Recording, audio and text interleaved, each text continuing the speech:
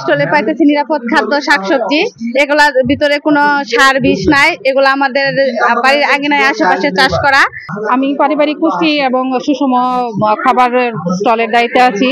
আমরা আসলে এই পারিবারিক পুষ্টিকর যে খাবারগুলা বাজার থেকে কিনে আনি, সেইগুলা নিয়ে এসে বাড়ির আঙিনায়, বসত বাড়ির আঙিনায় কিভাবে চাষ করতে হয় নিরাপদভাবে, সেই বিষয়ে আমরা কাজ করি। প্রথমে হচ্ছে যে আমরা স্মার্ট কিশোরী ক্লাবের একজন সদস্য ওয়ার্ল্ড ভিশনের, আমরা এখানে একটা স্টল নিয়েছি। সেই স্টলে সাবান আছে, প্লাস্টিকের একটা বক্স আছে, তারপর একটা স্টিলের বাটি আছে, এবং আমরা এখানে কিছু রেখেছি যে পুষ্টিকর কিছু খাবার যেগুলো আমাদের কিশোরীদের জন্য খুবই গুরুত্বপূর্ণ।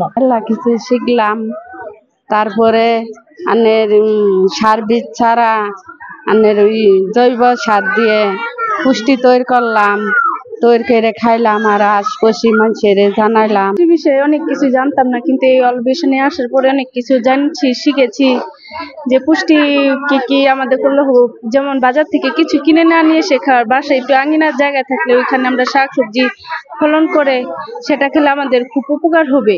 2025 বিষয়ে অনেকগুলাই আলোচনা করলো পুষ্টি সম্বন্ধে।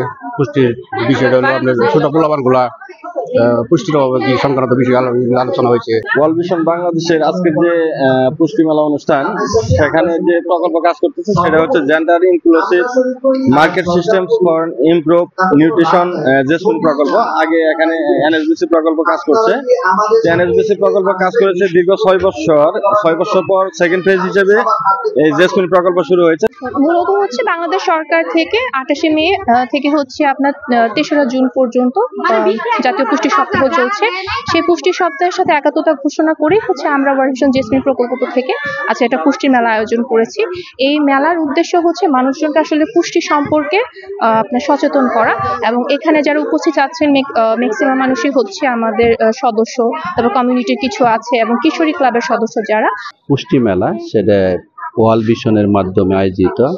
এই মেলাতে আমরা যা দেখতে পারলাম যে পুষ্টি সম্বন্ধে যে জ্ঞানগুলি থাকা দরকার সেইগুলি এখানে পুরাটাই উপস্থাপনা করা হয়েছে, এবং এখানে যারা আছেন তারা সেই সম্বন্ধে জ্ঞান লাভ করছেন, যাতে পরবর্তীতে তারা তার জীবনে এবং প্রতিবেশীদের মাধ্যমে এই মেসেজগুলি ছড়াই দিতে পারেন, উপকৃত হবে পুষ্টি সম্বন্ধে। আর আমরা 4টা স্টল দেখেছি। 4টা স্টলের মধ্যে দেখেছি যে কৃষকেরা কিভাবে সুন্দরভাবে ভালো বীজ পাইতে পারে।